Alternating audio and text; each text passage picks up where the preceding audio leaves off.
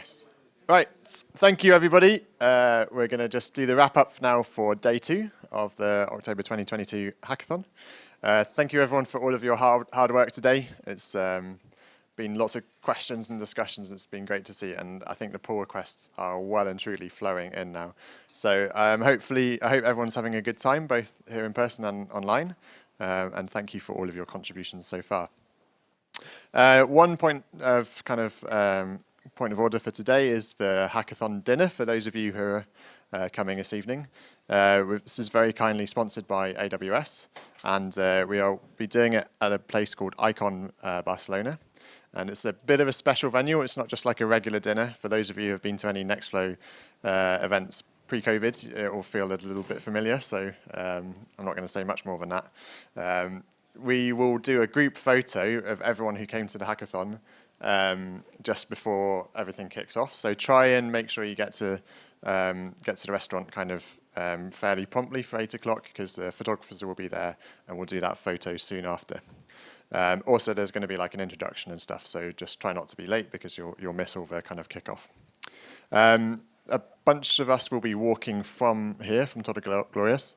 So if you want to walk with us, meet us in the foyer downstairs at 7:30, and we're going to aim to leave pretty promptly at 7:30, so we'll be milling around for 10 minutes beforehand.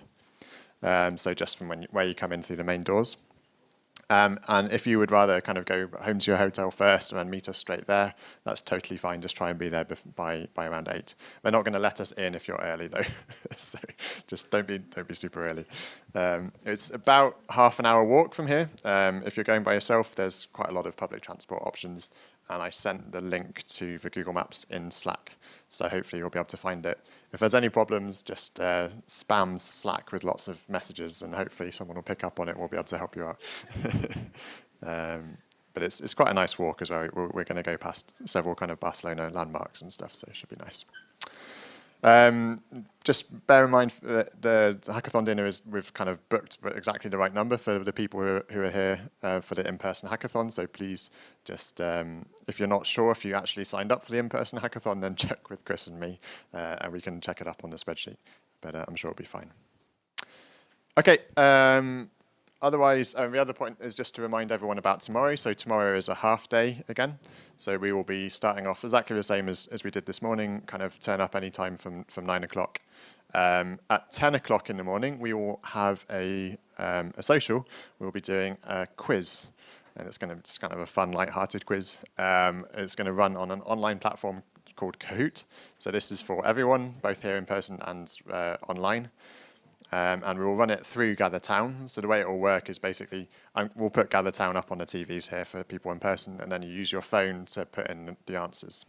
And the question comes up on the screen. And for everyone on Gather Town, you'll see, I think it's Fran is going to be running it. She'll be stood at the front of the room sharing her screen. So you'll see exactly the same as us, and there'll be no time delay. It should be perfectly fair. So that will be about 10 o'clock. And then we'll do our final kind of panic wrapping up, trying to get everything done, and we'll have a wrap-up talk at 2. Thank you. Someone in the audience has been looking at the schedule. I think you're right. I think we have lunch at like 12 or 1, and then when we have a final wrap-up at 2. Once we're finished here, we're going to move out of these rooms completely. So the summit will happen downstairs in Torre Glorious, so it's in the -1 floor. So you come in through the main doors, and then on the foyer there's some steps that go downstairs, and that's where the summit will be. So after we wrap up, please clear everything out, and we need to leave all these rooms as tidy as possible. So if you have a little bit of time to give us a hand, that would be really helpful. And we just basically go straight downstairs, and the first talk is at 5 p.m, so you've got a couple of hours there. Any questions? Everything clear?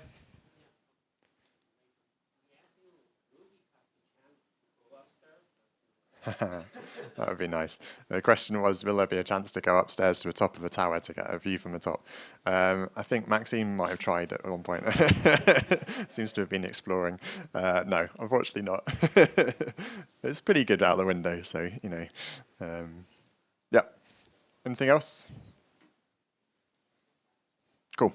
In that case, let's kick off, and we will start going through all the different groups. So who wants to go first? Maybe documentation, you guys? You kicked us off well yesterday. Yep. Yep. All right, I'm doing it for everyone this time. Hello, everyone. So again, another day. I hope you guys had fun. I'm going to tell you a bit about what we did today for the documentation session. So from the very beginning, I repeat again, like you guys are free to change groups during the hackathon. Tomorrow, if you want to join us in the documentation group, you're all welcome. The idea was to fix typos, try to improve the wording, rewrite some sessions and things like that. The team is co-led by me, Fran, remotely, and Abhinav. We had a lot of people joining today, yesterday, so we have about 15 members, both online and in person. Some people went to different groups or came from different groups, so I think it's very nice that we have this migration mostly for networking during the hackathon. It's very nice to meet everyone else. So for the second day, these are the number of pull requests that we merged from these people. So Luis Lunezet, which is remote, was the one that created the most merged pull requests. That's very nice. Then we had Lueling, who rewrote a lot of parts, and a lot of other people that contributed with a lot of pull requests. So friends remotely, but is also working on a few things. And one of the things she was doing is doing the transcripts for the bite-size that we recorded. And in the end, she sent us a list of very funny transcriptions from the software. And we didn't put all of them. Some of them are a bit heavy on the joke. But there are a few here, like Philly Wells and her shoot battle. Statistic. And then if core, NFL, NF4, then of course, NFOK, NF called, unscore. Oh my God. So thank you, everyone.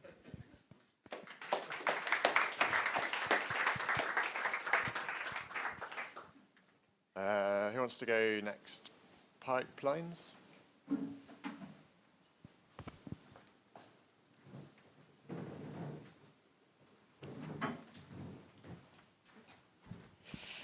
All right, thank you. Let me skip the introduction slides. Okay, yeah, so today we again worked on lots of pipelines. I will go through each of them one by one now. And also, I think we grew actually in team members, which is great. Yeah, okay, day 2. So first of all, we have a bunch of new pipelines proposed during the hackathon or that were proposed before, but now started to work on the differential abundance, light sheet, recon, semi-seq, tau typing, and viral integration. So first, the differential abundance pipeline is a pipeline for differential expression analysis, mostly for RNA-seq data. And Oscar today, I think, started working on a workflow diagram on paper and is digitizing it now in HackMD. So I think a good first step for the subway map. Then we have the light sheet recon that Konrad worked on, and he started working on the template and his first sub workflows to be added. And it's a pipeline for light sheet microscopy imaging reconstruction. Then we have semi-seq that was proposed a while ago. Margarita is working on it. It's a pipeline for sequential analysis of macromolecule accessibility sequencing data. And she also started with a template today. And then tau typing, which Hunter, Aaron, Josh, and Sam worked on for identifying genes and genomic sequence with genome-wide phylogenetic signal of an organism using Kendall tau rank correlation statistics. And I think they also mentioned that they worked on tempo. Sorry. Oh, God.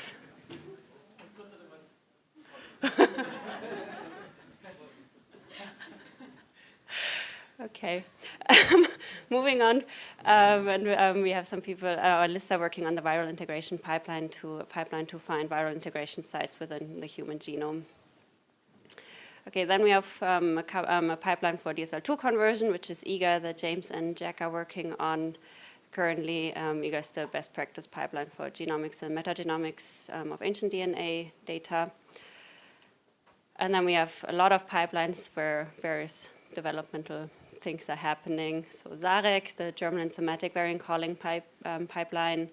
We've been working on various bug fixes, and Maxime and me have a little race about who gets to merge first and doesn't have to deal with merge conflicts. Then we have the liver CT analysis pipeline, which is for quantitative image analysis of abdominal CT scans in hepatocellular carcinoma patients that Aaron and Luis are working on the DCOM input, and also cleaning up the code base and transferring work between their branch and the N-of-core branch. FuncScan, which is a pipeline for screening antimicrobial resistant genes, antimicrobial peptides, and biosynthetic gene clusters. Jasmine and Luisa are working on different modules for BGC, summary tables, and AMP combi. In the SM RNA-seq pipeline, Rob and Alex have been working on merging the FastP adapter detection, sample sheet handling, and then smaller issues in preparation for release. We have Tax Profiler for taxonomic profiling across multiple databases of shotgun metagenomics. James and Sophia and Vladimir have been working on it and fixing bioconor recipes and documentation, and then adding, I think, other tools to TaxPasta, and then also removing patches from their N-of-core modules in the pipeline, and preparing more modules so Smash Gather. Then we have multiple people doing a lot of work on the single-cell RNA-seq pipeline. So Allison has been working on the cell count and sequencing center parameters. Oliver has been working on PyTest workflows. Paul and Christian have been working on adding annotations. Then various issue cleanups by Vivian, Oliver, and Alex. And I'm hoping I pronounce everyone's names correctly here. And then we have the HT-seq pipeline for investigating horizontal gene transfer from NGS data. And Simon has been merging multiple pull requests today for text ID parameters and documentation. We have the protein fold pipeline for protein structure prediction, and Athanasios is updating and I guess reconstructing the modules from the latest module restructuring thing from last week, and has also been preparing PRs for AlphaFold2 or CoLabFold databases and parameters. And then last but not least, we have the airflow pipeline that Saba, Gisela, and Susanna are working on for pipeline for B and T cell sequencing analysis, and they've been working on various modules and mold containers today. And I think that's it. Yeah.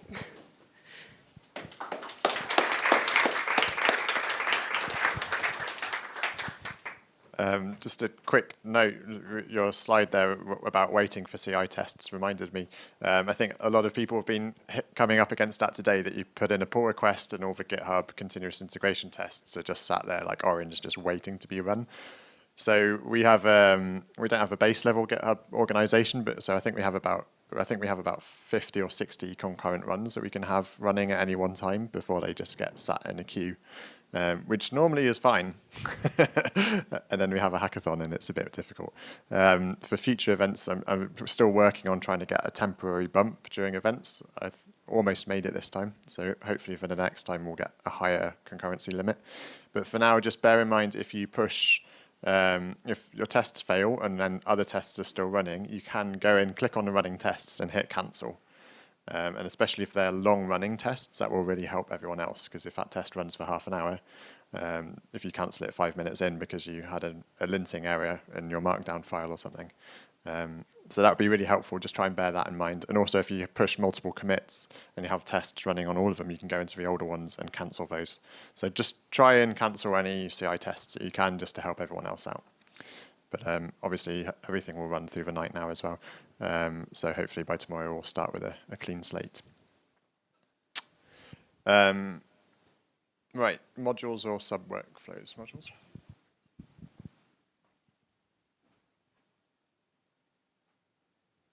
Okay, thank you. So hi, I'm Jose. I'm co-leading the modules team. And so yes, this is from tomorrow. From yesterday, sorry.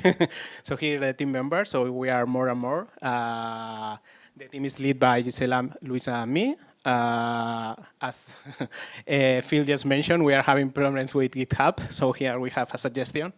And yes, we have been working updating the modules. So Christian has been working in simplifying. This is from yesterday, right? Okay. So I thought it was, whoops. Probably because I didn't prepare the slide correctly.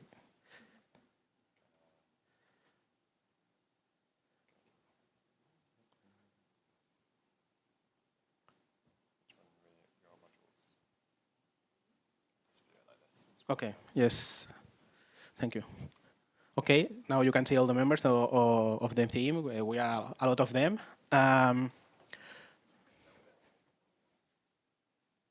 Okay, thank you. So yes, and we have been also working in adding a lot of new modules. We have listed all of them here. I add a small description of each of the modules in case you are interested for your pipeline or you are familiar with the analysis it's performing. So maybe you want to step in and help developing the module or even review it and so on, or use it in your pipeline. So Luisa, Anna, and Jasmine have been working in this MP-Combi module, which is for antimicrobial peptides parsing and a functional classification tool. Luca has been working in this Falco module, which is a kind of SQC, but more computationally efficient. So it's useful for nanopore reads. Solène is working in this smooth module, which is also an efficient tool to call genotype structural variants. Gertrude and Martin are working on this PTX map tool, which converts some or pre-formatted read pairs into genome contact maps. Here they list what they have advanced today. Also, Robert has been working in the BioHansel tool or module. And as you can see here, this tool genotypes clonal microbial whole genome sequencing data. I've been working adding the Area 2 module for protein fold. It's already merged, and Area 2 is a lightweight multi-protocol multi-source command line to download data.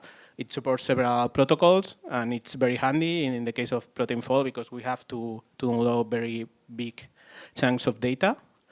Alan has been working in Abra 2.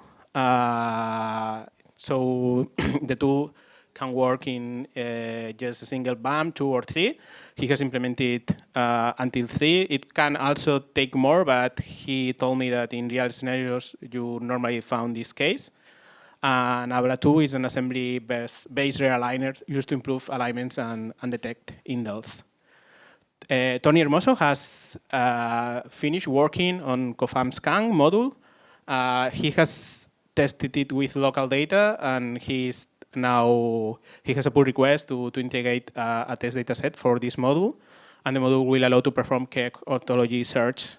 Saba and Gisela have been working in adding this Presto filter seq module. As we just saw, the GitHub actions are taking time to run, so this is a common problem in most of these modules. And in this case, this tool filters sequences in FASTA or FASTQ files. Roger has been working in this proteomic module, which is called OpenMS ID filter. And in this case, this tool is used to filter peptide and protein identifications. And now, also, there are some people working, I think there is a CRISPR pipeline in development, and they have been also working on this CRISPR-2 module for this pipeline. And this module analyzes outcomes from genome editing experiments, so typically CRISPR. Then they have implemented this ZIG module, and it's waiting for discussion. So in case this ZIG, it's an R package to perform differential spatial analysis. So if you are interested or you are planning to use it, maybe you can jump in the discussion and give feedback. Then Sriram added step 2 of this repeat scoot module, and it's planning for doing the testing tomorrow. And in this case, this tool identifies repetitive substrings in the DNA. This is also related to CRISPR. There is this one that Lauren has been working on. It's for processing CRISPR data. Here I missed to put we missed to put the pull request. And Maulik is still working on the model fulcrum genomics, which I'm not sure what's performing. So yeah, maybe you can take a look if you know about the tool. And yes, and from the models updates, we have not done too much. Only Luisa have updated this in the FunScan pipeline. So that's all.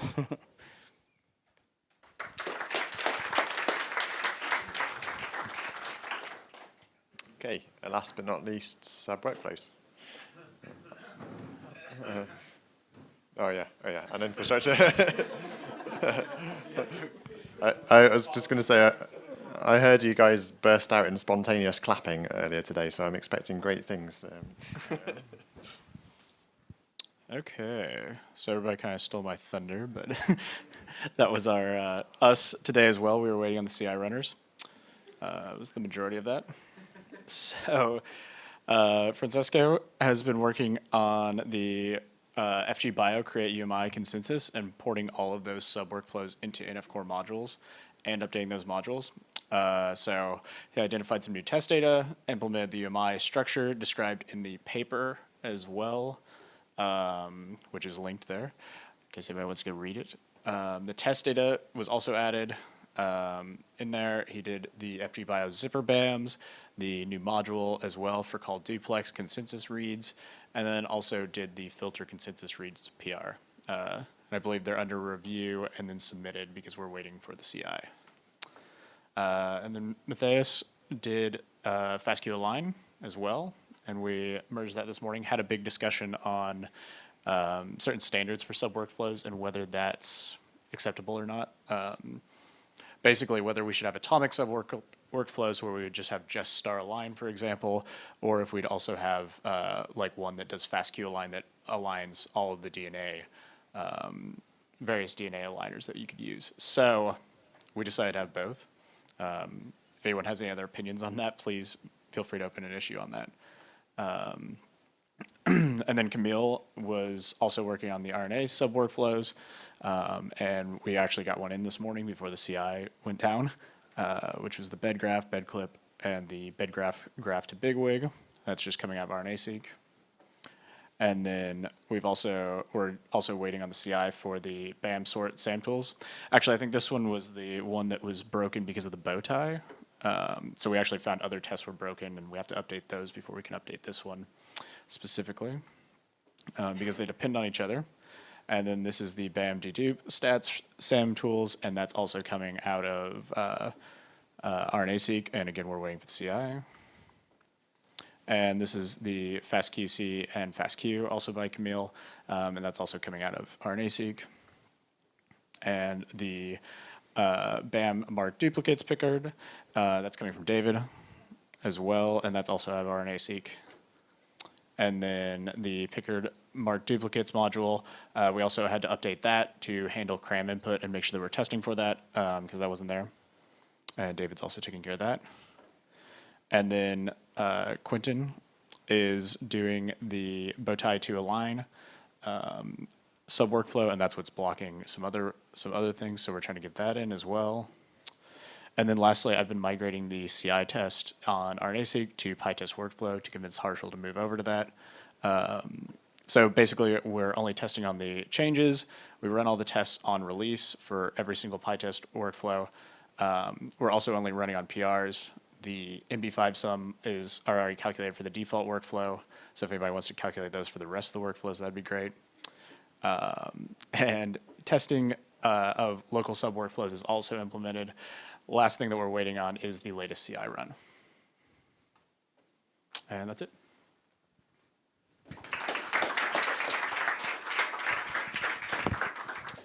Okay, last but not least.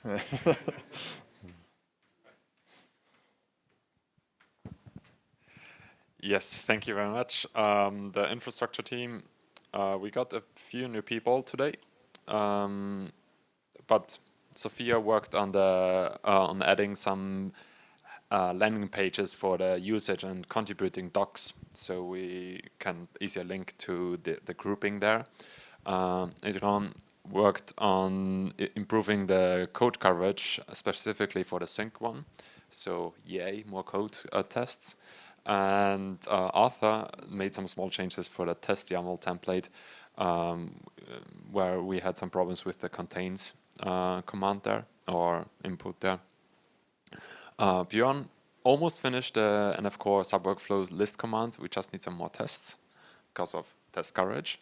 Nicola actually worked quite a lot with the NF test, and we also had a call in the afternoon where we discussed more how it will fit in with NF Core. And he has now a running Sub Workflow prototype, so testing a Sub Workflow with NF test. He already had yesterday the module, so we're slowly expanding there, and he already opened to the NF test repo some issues with our inputs so we can align it closer to our current testing suite we have there. But looks very nice what he has done there for now. Bruno keeps working on his NF-prof plugin. As a reminder, this is the one to trace the output of files from Nextflow. So he has now a contribution at Nextflow Core. Congrats. He polished a PR to generate just a list of the published files, and now is working on the JSON output and also aggregating task information and the run config. Okay, this broke, but it's fine. Julia, Arthur, and me worked on reducing the code redundancy for the tools, because NF Core modules and sub workflows actually share a lot of commands and also logic. So we now created an abstraction layer for that.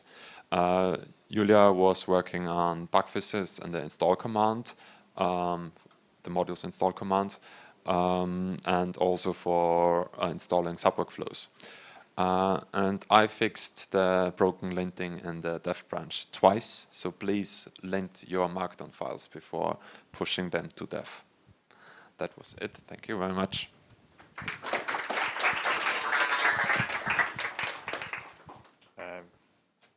Great. Did I forget any groups? Right. Thank you very much, everyone. Feel free to carry on working here for a little bit if you want to. Some of us are going to go straight to the venue from here at 7:30, so I imagine there will be a few of us kicking around here until then. Otherwise, feel free to head off and drop bags at the hotels or whatever. Thank you very much for today, and we'll see you tomorrow morning.